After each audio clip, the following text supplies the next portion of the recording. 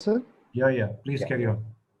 So thank you, Dr. Amit, for your kind introduction. Thank you, Dr. Partha, Dr. Lalit, for giving me this opportunity. I'll be presenting a very short case of a patient with cataract and vitreous hemorrhage. And this patient who presented to us way back in 2014, and this was 56-year-old male who had diabetes for 15 years and had received Avastin twice elsewhere in August and October.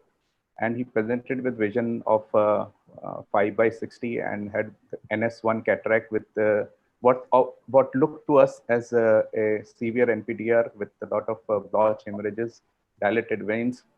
And there was not much of macular edema. And we did angiography, and that revealed new vessels. So there was extensive capillary non-perfusion areas, and you can see that the periphery also shows early neovascularization with capillary non-perfusion. There was not much of macular leakage or edema. Patient with PRP and couple of injections of anti-VEGF. However, as it happens in India, this patient was lost to follow-up and came back in 2015 with this picture of vitreous hemorrhage, that a sudden diminution of vision for 3 days, and the vision had dropped to 1 by 60.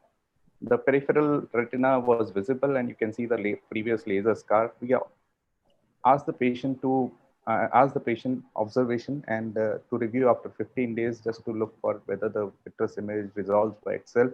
Again, the patient was lost to follow-up, and the patient came back in 2017, and this time he had a sudden diminution of vision, and this has not improved since 1 month.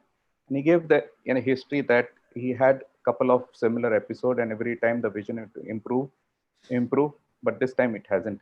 And the patient on examination, he had a vision of 1 FFC with PSC and a vitreous hemorrhage. So this time we advised him a combined cataract with vitreous surgery. And this is a small video of the same. So the cataract surgery was as routine, clear corneal temporal phacoemulsification with an foldable acrylic IOL implantation. And this was followed by a 25 gauge pars plana vitrectomy. You can see the vitreous, organized vitreous hemorrhage there. And as you can see that the retina was well lasered, and there were few focal traction along the superior arcade, and there was a broad traction nasal to the disc. So a segmentation and delamination of this traction was done, and the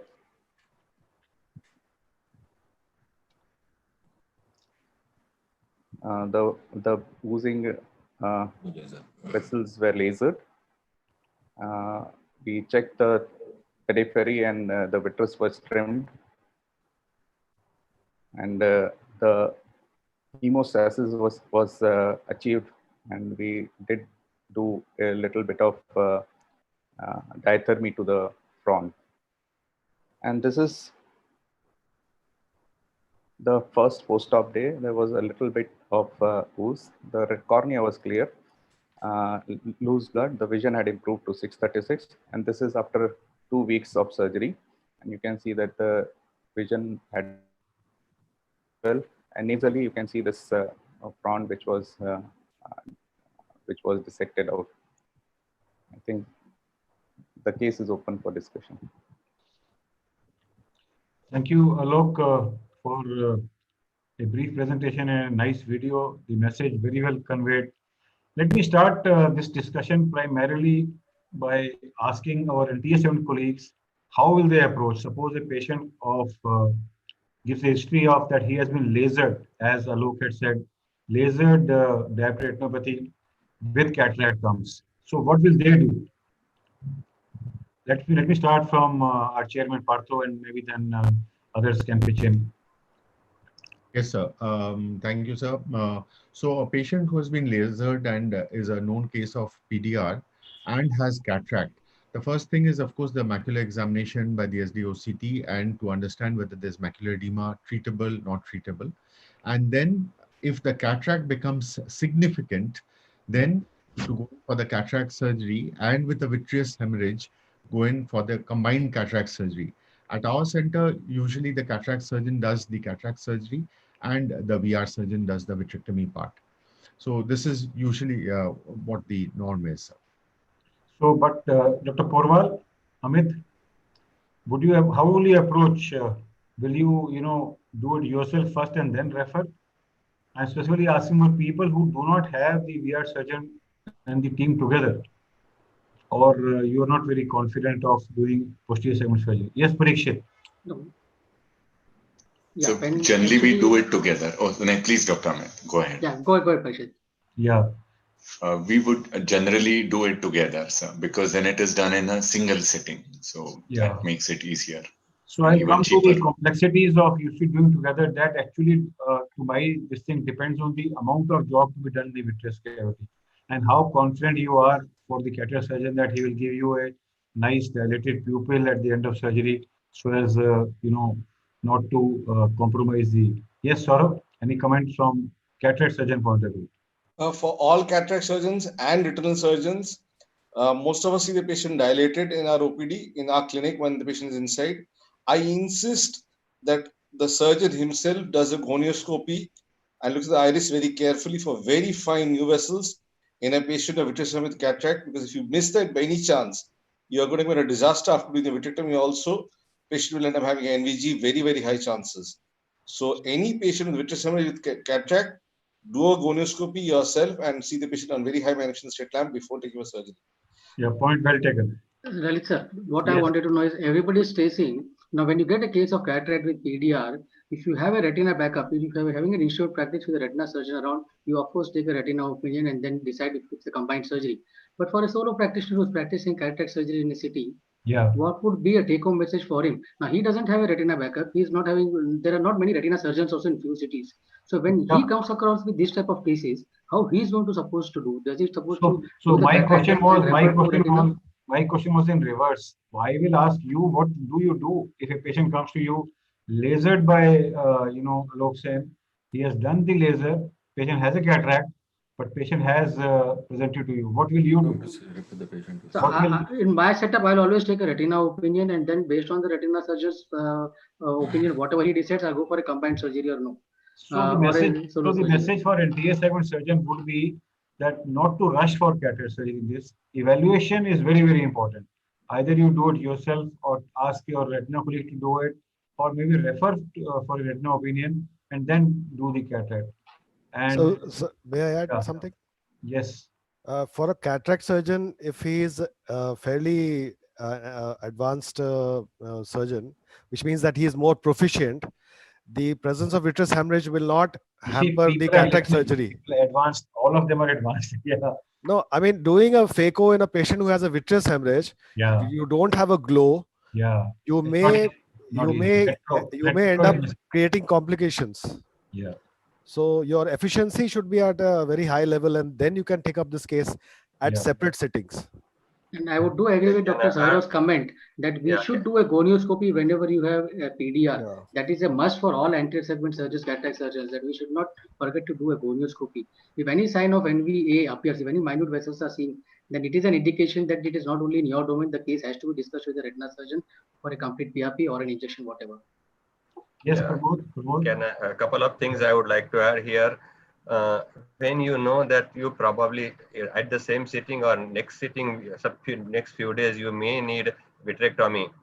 So I will be hesitant using clear corneal section in these eyes. Probably I will go a little bit backward and have that section covered up with the conjunctiva, because if at all I had to take for surgery later on, I'm more comfortable. Also with a clear corneal section and risk of endothelial, of course, there's good cataract surgeon, they are very comfortable, but endothelial risk of endothelial damage, corneal edema, that is added issue.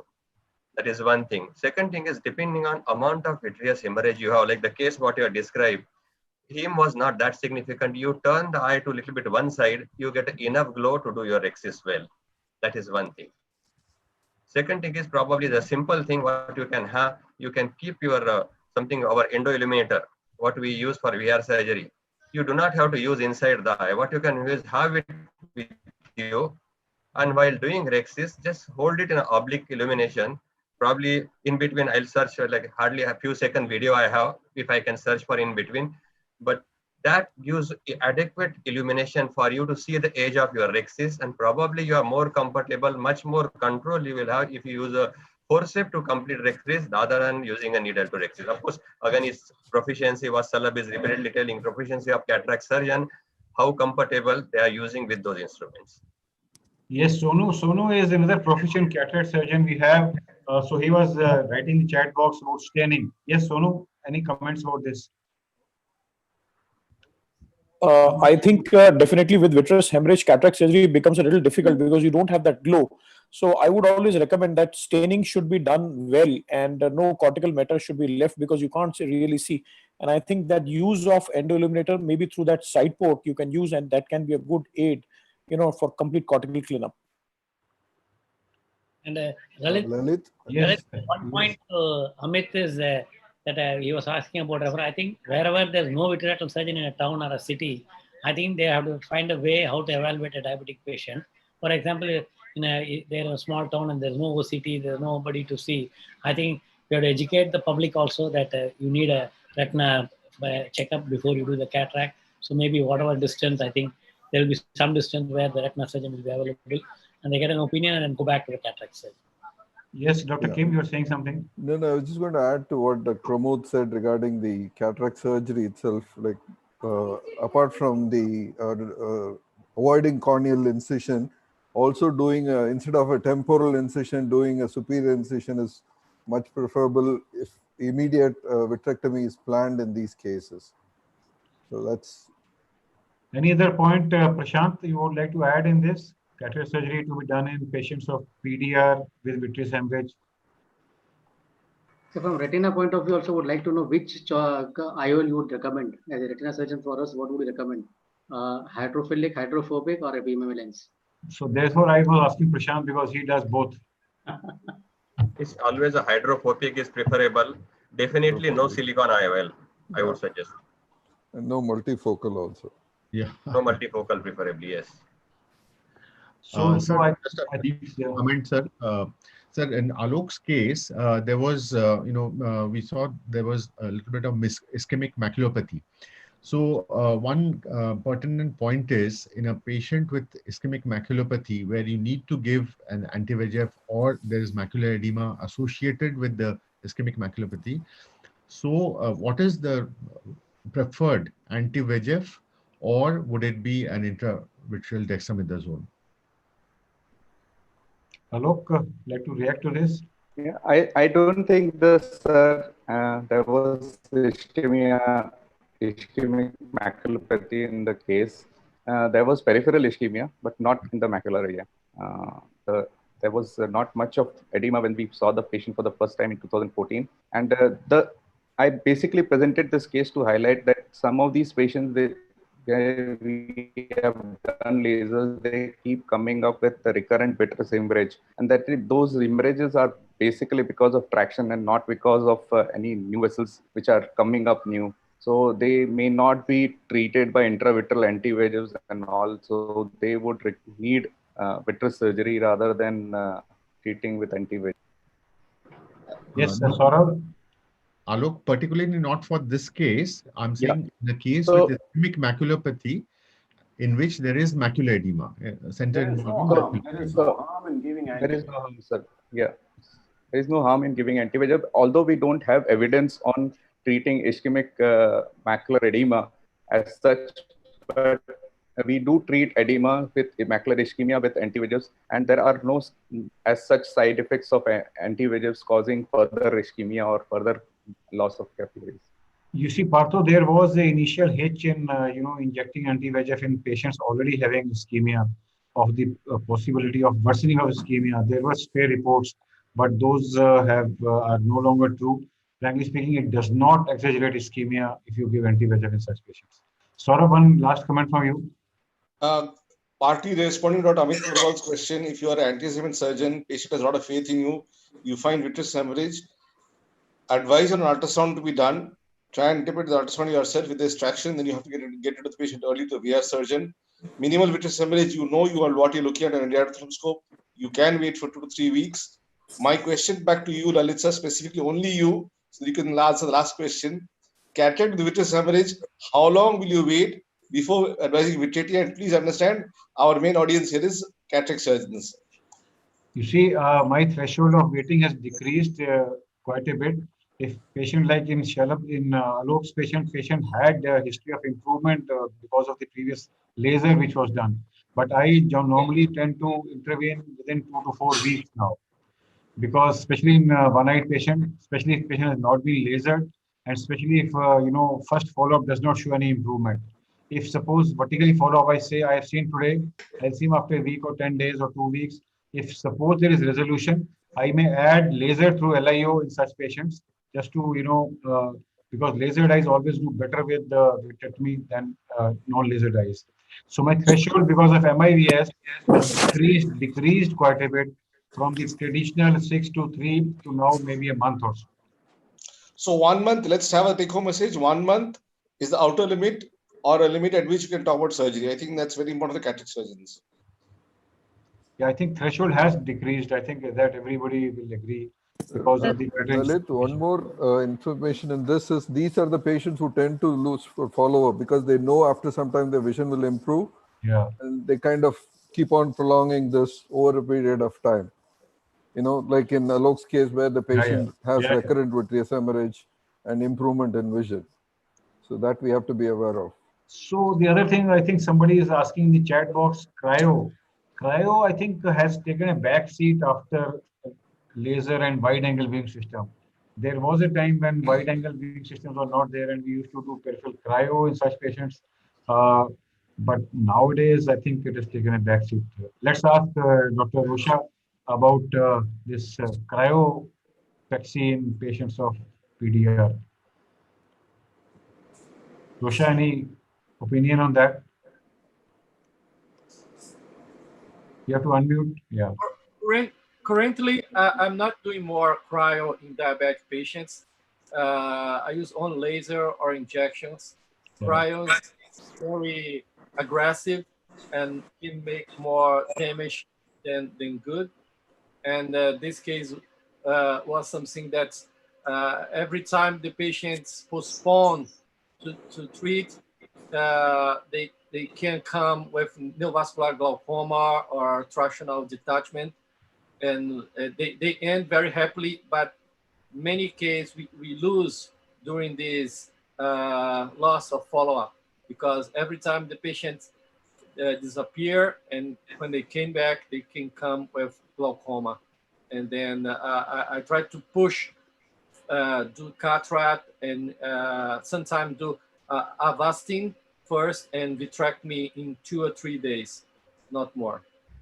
Yeah, I think early intervention always gives better results, as Saurav was trying to extract from me, that early intervention in all these patients of PDR with vitreous hemorrhage, you see, gives better results compared to if we keep waiting. And as Dr. Kim said, if you wait, sometimes patient may be lost to follow-up for a long time, and ultimately visual prognosis may get hampered. I think Padmaja had one point. Padmaja? Yeah, I was mentioning about mainly when in case of anterior halide proliferation, because these are the patients who can last for follow-up and they can come with recurrent vitreous hemorrhages. And that time when you do cataract surgery, when you see the periphery, how much ever we do clear the vitrectomy and do laser up to periphery, sometimes we may have to go for resort to those particular cases. We should go for cryotherapy as well, and as well as adjuvant anti-VEGF injection.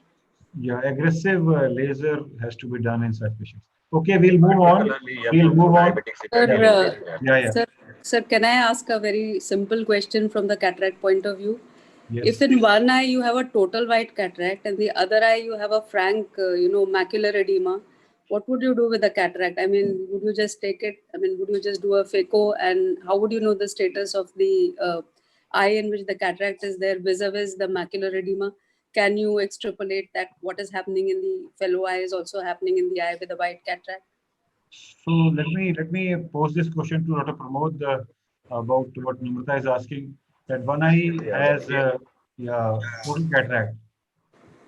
Yeah, so basically there are two different scenarios here.